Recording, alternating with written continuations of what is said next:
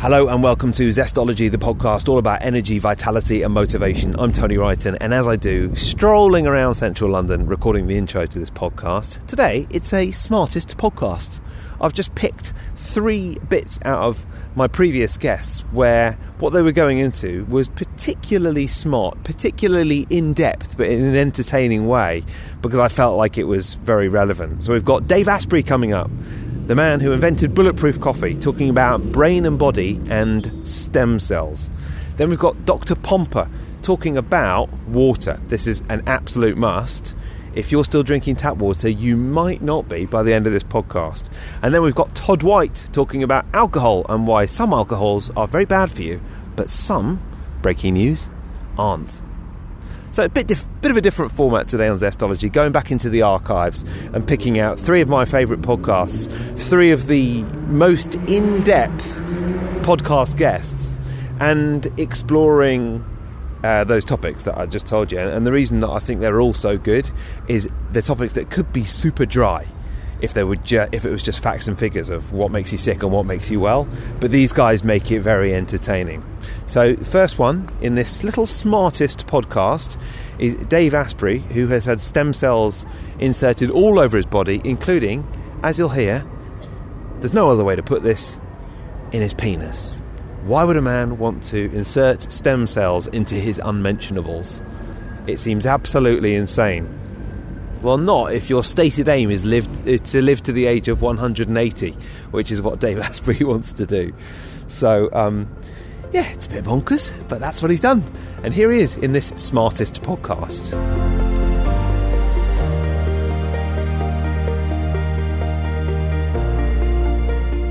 In order to get your own stem cells, they go to one of 2 places. They go to fat deposits in the body, usually from the lower back, and they take out about a coffee cup's worth of fat, and they spin it in a machine to get the stem cells out. And then they can take those stem cells and they can inject them anywhere you've ever been injured. So anywhere I've had chronic pain or injuries, sites of surgeries on my knee, all of those I've had my stem cells injected. And they can do them intravenously. The other place they can get them is from your bone marrow. And there's all sorts of people say, oh, it's the most painful thing ever. It's uncomfortable, but it's nowhere near the most painful thing ever. You're usually on some sort of a sedative, so you sort of lay there and you feel some stuff. But then they get this precious stuff that your body makes, but it reserves. And then when they put it into your blood, it goes to anywhere in your body that has inflammation. Wow. And it fixes it. Really? Yeah, so I did a Facebook Live of me getting my stem cells extracted. If it's that painful, you couldn't do that. I just had to make sure I didn't hold the camera so they could see my butt. Because, Didn't you have them inserted into your penis as well? I had stem cells. I'm a professional biohacker, and I'm willing to try everything before I talk about it. So I said, look, I want stem cells everywhere they can go. So yeah, they put them in my face, my hair. They did them intravenously. I'm the second person to have my stem cells injected into my brain, prophylactically. Into your brain? Yeah. So they do it in the cerebral spinal fluid, so you can get them right there. And it works. Like this is real. And yes, I had them injected in my penis and pretty much everywhere that's possible. And you want to be younger. You want to be younger everywhere.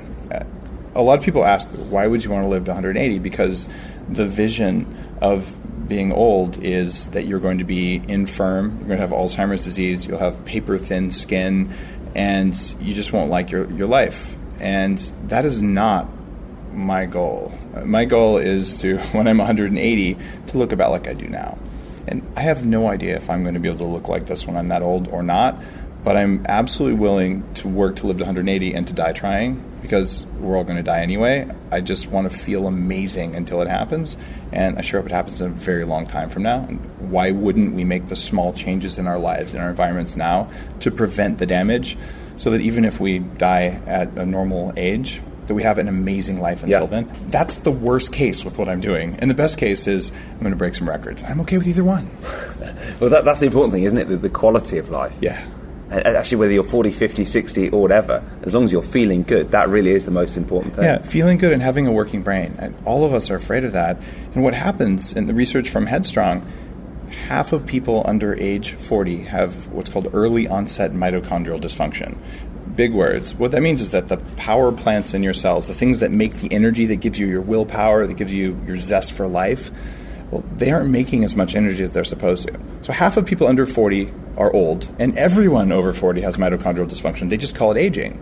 It is not necessary. We know about the system now, and you can hack it. And that's why I wrote my last book. And that's the stuff I've been doing to make myself look the way I look now.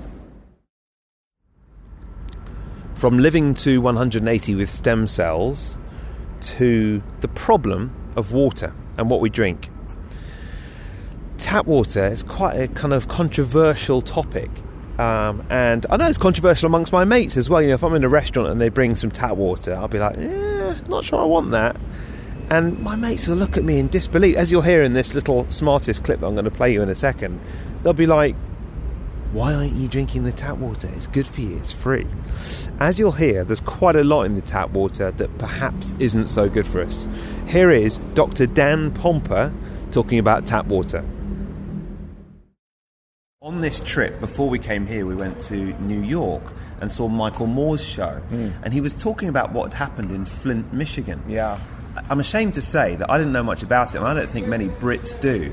But this whole thing about toxins in the water, I was so shocked about that. And it turns out it's not just in Flint. So I thought perhaps we could start by talking about everyday toxins and why this is something that we might need to worry about.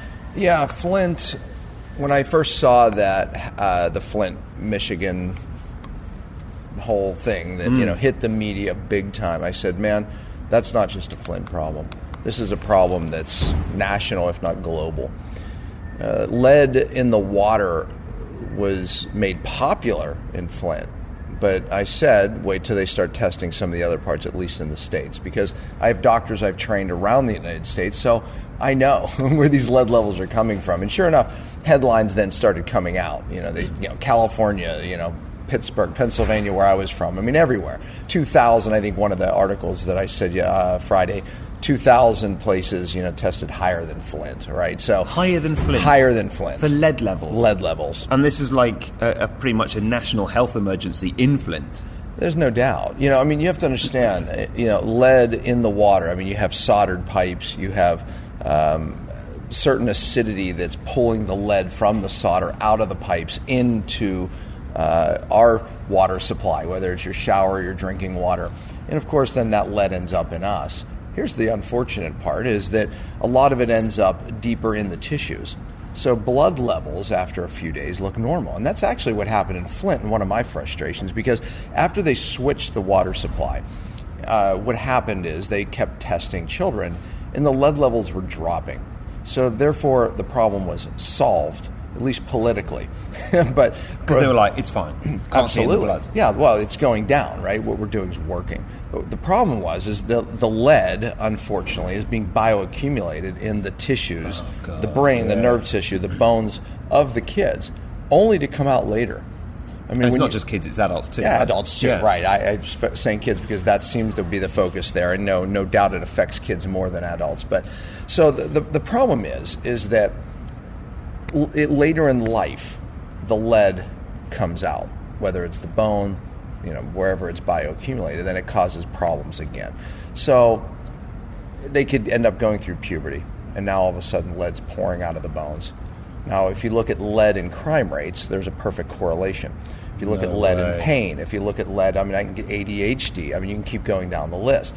So now all of a sudden you have a teenager who's having issues, leading to crime. If you look at lead levels in jails, you should see the correlation of violent crimes and lead. So now all of a sudden, we're forgetting about what happened in Flint, Michigan 10, 20 years ago. So that's the problem, is we've set up a new problem later. And just on tap water in general, is that something that we should be... I don't drink tap water anymore. Yeah. Is that something that we should be worried about in terms of maybe not even just lead, but mercury or whatever it might be in tap water? Is that a worry for all of us? Yeah, not even just the heavy metals, but how about the amount of drugs they find? Estrogen mimicking drugs. So, hormones. I could go down the list. Pharmaceuticals. I take it you don't drink tap water. I don't drink tap water. It's amazing to me because I go out to dinner with very healthy people and they just sit there and drink the tap water.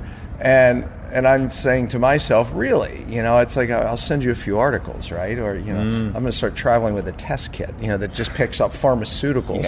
I mean, not to mention the chlorine, the fluoride. Fluoride it's poison. It's poison. It's in the most water systems, but people aren't understanding this.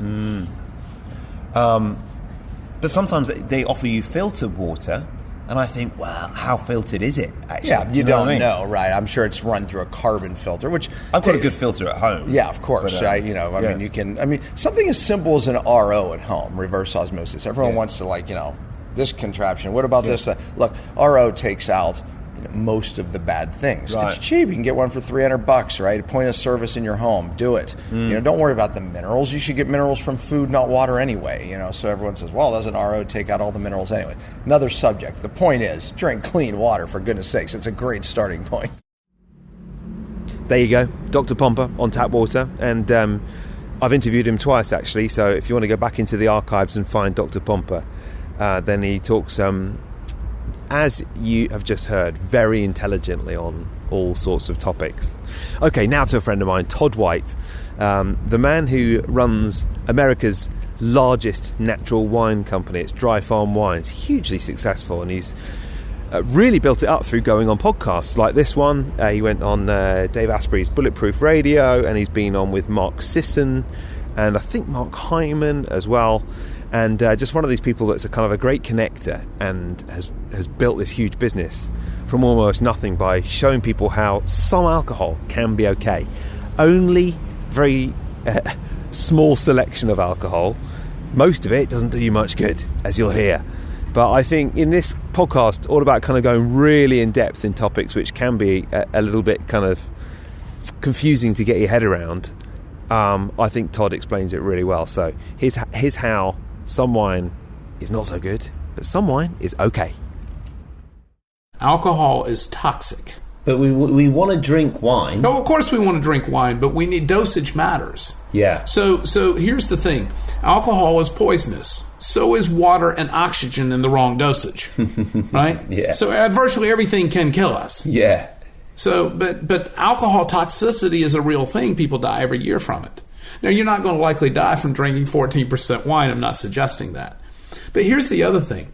When we consume more alcohol, this is what wakes us up in the middle of the night with dehydration. So when you're waking up at 2 or 3 o'clock in the middle of the night and you can't go back to sleep because you think about all these other problems that you have, right? You get the monkey mind and you're trying to get back to sleep, right? Well, what's waking you up generally is dehydration or your response to sugar, which is also frequently present in commercial wines. Because, the palate, which started out as an American thing perhaps, but, now a global problem where the palate is just, so sweet. Everybody. There's no label on a bottle of wine, so you can't. I knew that was going to set you off. But when there's not a label, you can't tell if there's sugar in it or not, right? Precisely. Now, I don't know the laws in the UK, but I can tell you in the United States that the wine industry has spent tens of millions of dollars in lobbying money with the government to keep contents label off of wine. Yeah, I'm sure the same thing has happened here.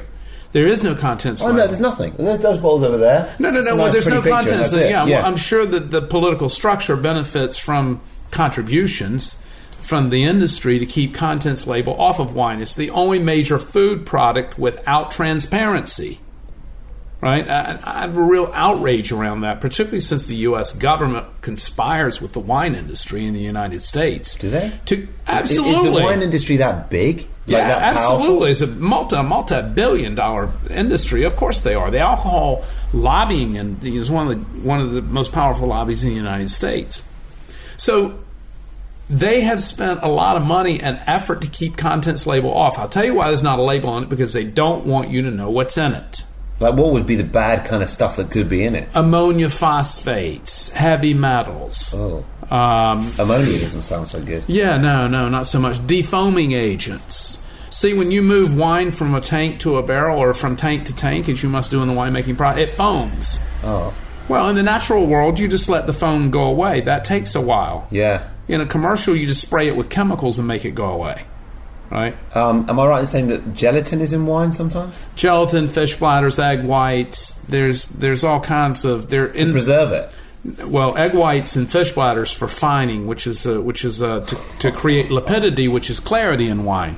See, natural wines are unfiltered and unfined. That's the reason sometimes in our wines you'll see a little cloudiness or a little granular texture to it. That's what real wine looks like. Right. See, when you have wine that's super clarified, that's from a process, typically a mechanical process, filtering the wine. So natural wines are typically not filtered. Fining is used. Egg whites are used for fining. Fish bladders are used for fining. These are the two most common fining agents. And if we had a label, we'd be able to see all this stuff. Yeah, of course. Well, if you had a label, it would look just like a processed box of food, right? With the label, a bunch of chemicals that you don't know anything about. You don't know what they are. There are coloring agents. There are stabilizers. There are acid additions. There are all kinds of processes in these wines that this is ultimately what's making you feel bad. That and too high a dose of alcohol. There you go. Sorted out your water, sorted out your alcohol, sorted out your stem cells, injecting them into the unmentionables. What more do you want? Thank you for listening, as always, to this a different format for the Zestology podcast. Let me know what you think, if you like it or not. Obviously, it's kind of going back into the archives. But if you would like to listen to Dave Asprey or Dr. Dan Pompa or Todd White, I've interviewed all of them twice, I think. So you go back in the archives and have a listen. In fact, I think I've interviewed Dave Asprey 3 times. So, and I've been on his podcast as well, on Bulletproof Radio. So you can go and listen to them if you want. And as always, thanks for listening. Remember, the Zestology Book Club is on Facebook.